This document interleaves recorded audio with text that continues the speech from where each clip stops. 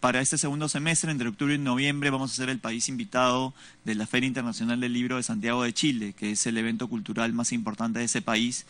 Se está programando ya, de hecho, ahora mismo el director del libro y la lectura está con un equipo de trabajo en Santiago para acordar parte de lo que será la presentación de una delegación que queremos sea lo más plural posible, que involucre a escritores, autores y editores de diversas regiones de nuestro país y que vaya acompañada de una serie de actividades que permitan no solamente mostrar lo mejor de del mundo editorial, del mundo de los libros, de nuestros autores, sino también de la cultura en general. Entonces se han desarrollado una serie de actividades paralelas que tienen que ver con presentaciones artísticas, una muestra de fotografía, una muestra, se está viendo la posibilidad de una muestra más amplia de arte, y muestras de nuestra música, no solamente de nuestro folclore, sino también de música peruana.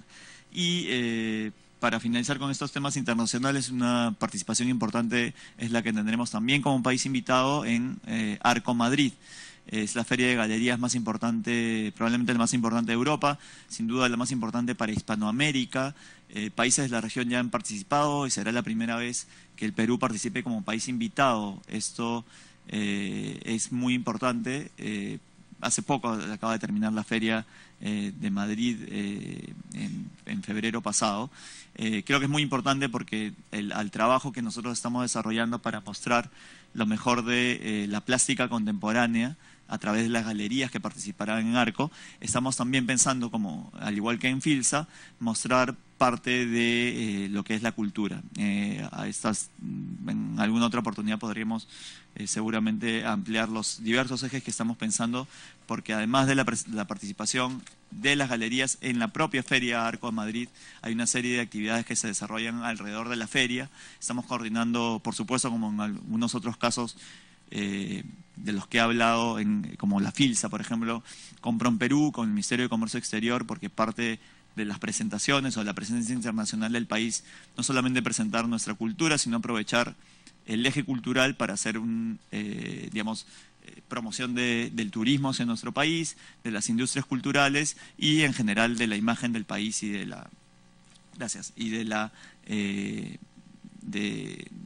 las exportaciones en algunos casos o del sector económico. Que es a lo que vamos con la tercera parte, que es el crecimiento de las industrias culturales. Tenemos ya algunas actividades diseñadas en torno a la promoción de la lectura y la escritura. Hemos desarrollado y se consultará próximamente el proyecto de la ley del libro. Esto lo que busca es no solamente, hay un enfoque mucho mayor que implica no solamente el libro, la lectura, sino también incorporar el eje de las bibliotecas. Nosotros creo que cuando vinimos por la Biblioteca Nacional, de alguna manera hablamos de la importancia de que una ley del libro o un plan del libro o una política del libro incluya acciones que vinculen también a mediadores de cultura, de lectura, a promotores culturales y a los que gestionan las bibliotecas en el país. Entonces, el eje de esta ley del libro es promover la oferta editorial, estimular la participación en ferias internacionales. En algunos casos, como saben, las grandes editoriales son las que dominan el mercado, y editoriales peruanas que pueden tener éxito en nuestro país. Lo que buscamos es que se puedan internacionalizar y que editoriales también relativamente pequeñas o medianas, que normalmente son emprendimientos de independientes, puedan también participar en estas ferias y de alguna manera ampliar la oferta editorial peruana en el exterior. Y todo esto contribuyendo, como decía, a la formación de bibliotecas en el país. Hay una feria que se desarrollará próximamente, además, en el mes de abril, que es la Feria del Independiente, que implica una serie de capacitación justamente para estos editores independientes de los que mencionaba. Ya se desarrolló también una versión descentralizada, se llevó a cabo en Juliaca, y la idea es que pueda desarrollarse también más actividades en el interior del país para que editores independientes puedan tener justamente mejores herramientas que les permita presentar su oferta, ya no solamente en Lima, sino también en las ferias en las cuales participemos, como la que mencioné en Santiago de Chile. Se ha convocado, bueno, hay un desarrollo de planes municipales del libro y la lectura, se trabaja con gobiernos locales para ello. Y el año pasado se dio ya la primera premiación del Premio Nacional de Literatura, y en este año una convocatoria para el Premio Nacional de Literatura 2018, que se reactivó, como saben, después de más de 30 años, que lo que busca también es premiar no solamente a los autores, sino fomentar la edición en general. Parte de eso va complementado con el trabajo que se desarrolla en las bibliotecas. Parte de lo que la Biblioteca Nacional le ha puesto énfasis el año pasado es acceder a Iberobibliotecas, que es un programa iberoamericano por el cual accedemos a cooperación técnica. Una delegación de la Biblioteca Nacional del Perú estuvo la semana pasada en Santiago recibiendo una capacitación que permitirá desarrollar lo que para nosotros es fundamental en todos los sectores de la cultura, que es trabajar como sistema, trabajar sobre la base de una red y no quedarnos solamente con el trabajo que se desarrolla en Lima. Parte de lo que comentaba antes con relación al trabajo de las direcciones desconcentradas tiene que ver también con hacer que las regiones, que los diferentes departamentos, que las autoridades locales en diversos niveles puedan también desarrollar su trabajo de manera adecuada con la asistencia técnica o la cooperación desde Lima. Entonces la Biblioteca Nacional está desarrollando un primer foro que va a convocar a bibliotecas de todo el país, justamente con miras a iniciar un trabajo de finalmente desarrollar lo que nosotros buscamos, que es un sistema nacional de bibliotecas. Esto será entre el 3 y 5 de abril próximo. Y parte de lo que está en esta lámina tiene que ver con una de las obras por impuestos que también se desarrollaron y que forman parte del sector. Es un proyecto que creo es bastante importante. Como saben ustedes, la Biblioteca Nacional ahora tiene su sede en Javier Prado, que es muy moderna y creo que es uno de los ejemplos en la región. Pero nos quedamos con la biblioteca pública, que queda aquí apenas a 2 cuadras, la Biblioteca Pública de Abancay, que es el local, la sede histórica de la Biblioteca Nacional, que si bien tiene colecciones y salas especiales, hace poco se han renovado y comprado equipos, sobre todo para fortalecer la sala de invidentes, creo que es importante tener una biblioteca moderna. Algo que me contaba la gente de la biblioteca es que en Chile les dijeron que con el proyecto que tenemos, que implica la inversión de por lo menos 30 millones de soles, que se va a hacer a través del mecanismo de obras por impuesto y que va a ser hecho con el BBVA, creo que tendremos para el Bicentenario, que es el proyecto finalmente de llegar a ese momento, una de las mejores bibliotecas, si no la mejor biblioteca pública de América Latina. Y se lanzará también un proyecto de biblioteca digital que acompañará a este trabajo.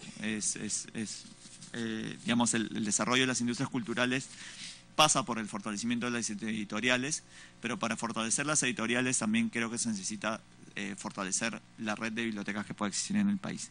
Con relación a los fondos concursables, ya hay, gracias en buena medida al trabajo que se hizo desde la Comisión de Cultura, que agradecemos mucho, y el Congreso, ya hay por primera vez unos fondos concursables que no solamente se van a limitar al cine, que era el arte que digamos que tenías ya fondos asignados para el desarrollo de concursos, sino se expanderá a artes escénicas, visuales, música y literatura, que podrán acceder a fondos concursables con un presupuesto que asciende a 1.000 UITs. Es decir, los fondos para el cine y audiovisual se mantienen, de hecho crecen en realidad. Creo que va a haber un importante trabajo, porque resultados como el que seguramente han visto hace poco con una película que he tenido la suerte de ver y que me parece notable, que es Huayna-Pacha, que es la primera película filmada en Aymara por un director puneño que es Oscar Catacora. No solamente se benefició de los fondos del Ministerio de Cultura, eso le ha permitido trabajar en la internacionalización de esa película. Ya se ha presentado en algunos festivales, y en el Festival de Guadalajara la semana pasada acaba de ganar el premio a Mejor Ópera Prima, a Mejor Director Joven y a Mejor Fotografía. Y de verdad espero que está programada la presentación en cines en el Perú, en Lima específicamente, pero en todo el Perú, para el mes de abril, y seguramente habrá ocasión de invitarlos para que vean esta obra, que no solamente tiene el valor de ser una obra filmada con actores locales de Puno, en idioma aymara, sino que sobre todo es una gran película. Es una gran película que creo yo da cuenta de que a través de los concursos podemos premiar a gente valiosa con proyectos que no son solamente locales, sino que pueden ser además premiados internacionalmente. Y como ven aquí hay los proyectos de obras cinematográficas y audiovisuales tienen el financiamiento para concursos de más de 5.000 UITs. Para terminar con esta parte del plan de trabajo, como les mencioné al principio, hay un tema importante que les toca a nuestro sector, que es la construcción de la agenda para el Bicentenario. Hay una serie de acciones, creo que ese es un área en la cual sí nos ha tocado tratar de darle celeridad, porque estamos en el 2018 y estamos en realidad a 3 años.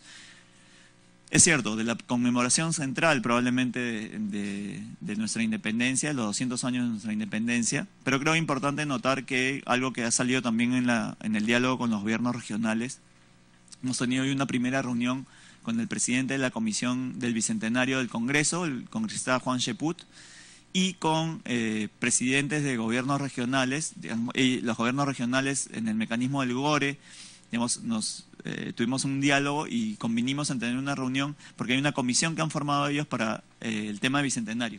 Entonces tuvimos una reunión, Congreso, es decir, Comisión Bicentenario, Ministerio de Cultura y gobiernos regionales para ver qué acciones conjuntas podemos desarrollar, porque como parte de la agenda del Bicentenario, gracias, creo que hay un trabajo que también, de nuevo, no solamente va a pasar por una conmemoración que ojalá sea lo más grande, visible, internacional posible, que será el acto central que tendremos el 28 de julio del 2021 aquí en Lima, sino hacer que cada una de las regiones incorporen esa parte en la cual contribuyeron para la independencia y que cada una de las regiones efectivamente tiene. Algo que salió en esa discusión y que sale en cada uno de los viajes que realizamos, es que hay diversas acciones que cada región, que incluso cada localidad toma como suya y que consideran importante para la conmemoración del Bicentenario. Entonces, una cosa que ya los gobiernos regionales han planteado es desarrollar un encuentro de historiadores que se desarrollará en junio en Arequipa, historiadores regionales, es decir, que cada uno pueda presentar el aporte que cada una de sus regiones hizo para la independencia de nuestro país. Es decir, en algunos casos son cosas tan evidentes que ya se celebraron los 200 años, como puede ser la rebelión de Tupac Amaru, pero en otros casos, que son las próximas que vienen, son la proclamación de la independencia en el balcón de Huaura, la proclamación que hizo la intendencia de Trujillo, la proclama que se hizo en Lambayeque.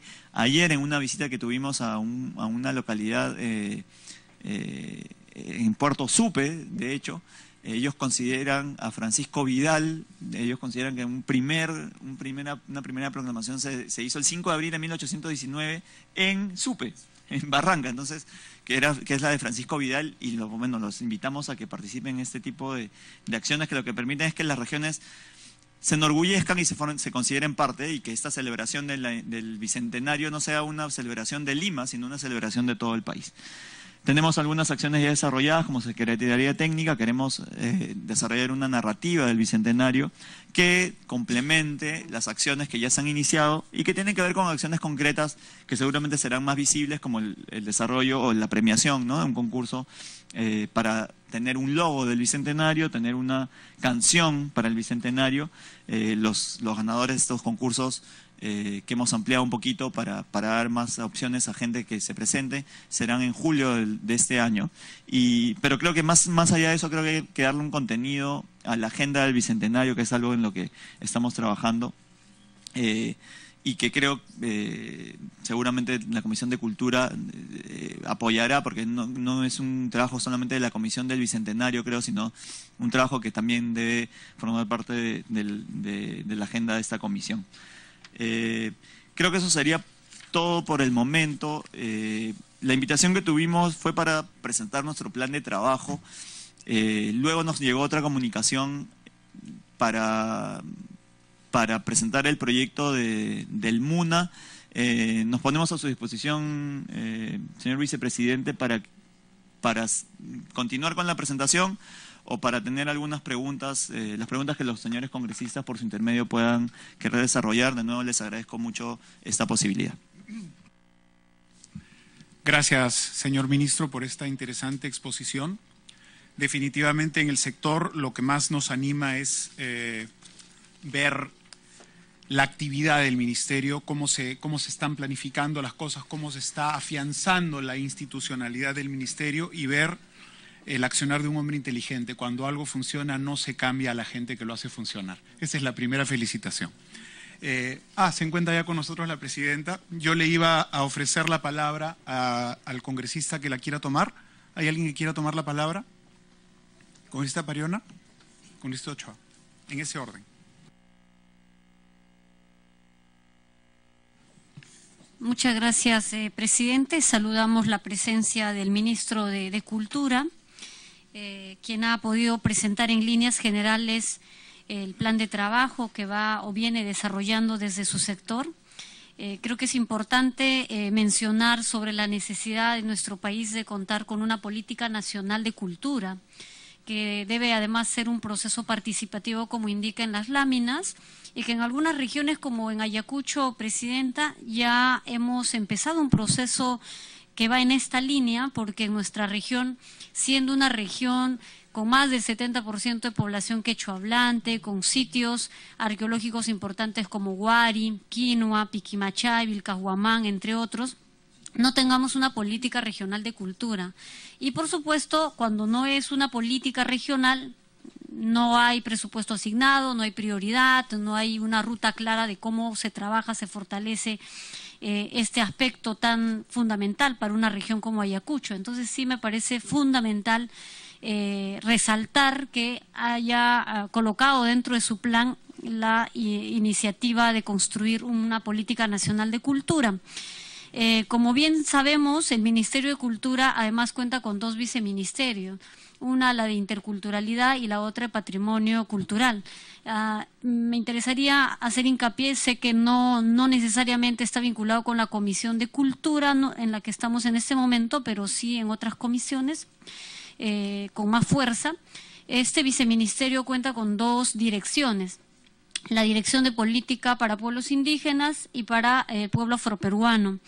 Me interesaría saber en qué medida se viene avanzando en relación a los procesos de consulta previa y también en relación a lo que hemos visto, el atentado al Ojo que Llora, que es un lugar de memoria, un lugar emblemático además, porque nuestro país cuenta como un único sitio, espacio en donde se rememoran, se hacen actos, ¿no?, de recordar y en todo caso para que nunca más en nuestro país pueda suceder una violencia como la que azotó en los años 80 al 2000, y hemos visto cómo los atentados a espacios como este pareciera que son prácticas comunes, y creo que deberíamos más bien actuar frente a ello e investigar por qué se atenta contra un inmueble, un espacio público, un bien común que además cuesta y que tiene un sentido bastante profundo para quienes tienen una víctima directa, un familiar,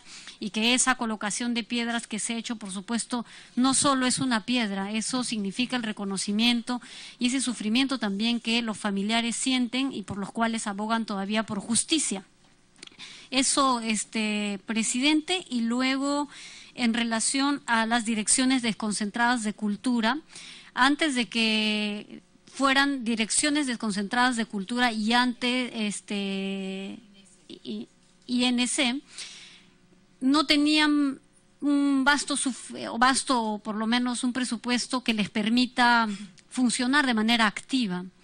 Me gustaría saber cómo se está contemplando en términos presupuestales y qué cubre, qué acciones desarrollan las DS, porque yo recuerdo cuando era todavía estudiante y hacíamos actividades de tipo cultural, sobre todo cultural, y acudíamos a estos institutos nacionales de cultura, hoy DDC, no contaban con recursos, ni siquiera para rentar un equipo de sonido, por último ni el espacio te accedían porque había que alquilarlo, en fin. Sé que esto ha ido cambiando y me parece muy bien que las direcciones desconcentradas de cultura hoy tengan dentro de su competencia otras funciones más, pero que además están sumamente activas desarrollando un conjunto de actividades en relación a la cultura y no solo a la cuestión proteccionista de patrimonios materiales, porque antes parecía que estaban concentrados en preservar los museos, las casonas, lo cual es loable, pero las culturas también somos las personas. Somos los ciudadanos andantes, pensantes, vivientes, con cultura viva, y entonces no podemos concentrar la cultura solo pensando que es un patrimonio material y algo tangible, sino también hay otros elementos de carácter inmaterial, ¿no? Y lo último, Presidenta, quisiera hacer hincapié en la agenda al Bicentenario. ¿Qué exactamente contiene el Plan Nacional al Bicentenario que esté sujeto o que tiene responsabilidad o alguna función en el sector o a partir del sector? En Ayacucho venimos acompañando la construcción de la agenda Ayacucho al Bicentenario. Para los ayacuchanos el Bicentenario la celebramos el 2024 por la firma última, además que fue escenario Las Pampas de Ayacucho en Quinua, el 9 de diciembre. Entonces, me gustaría saber, para tener claridad y saber que podemos coordinar, gestionar y sumar desde nuestra labor parlamentaria, Presidente. Por último, olvidaba, hay dos pedidos muy concretos que han llegado a nuestro despacho y nos preocupa de sobremanera. Uno tiene que ver con la atención a las iglesias, los templos ya declarados como patrimonio cultural. Una de ellas tiene que ver con el templo ubicado en la comunidad de Chincheros, en Cayara, mi pueblo, que con las lluvias excesivas el templo se está cayendo, ha sido afectado. Obviamente hay que hacer todo un trámite para que pueda ser atendido. Sin embargo, pediría, ministro, pueda usted a través de la presidencia tomar nota, porque es uno de los templos más antiguos, además desde tiempos de colonia, ya declarada como patrimonio cultural. Asimismo, con el templo que está ubicado en el distrito de Sargua, exactamente en la comunidad de Chuquihuarcaya, que también padece de la misma situación, ¿no? Que con la excesiva lluvia. ¿Y cómo hacemos que estos templos puedan tener la garantía de tener la conservación o mínima refacción cuando lo amerite? Templos como estos tenemos varias, pero ¿cómo se va a trabajar en ese ámbito, ministro? Porque entiendo que sí hay presupuesto destinado especialmente para conservar, para refaccionar estos sitios también de carácter cultural, ¿no? O sea, como patrimonio, quiero decir. Muchas gracias, Presidente.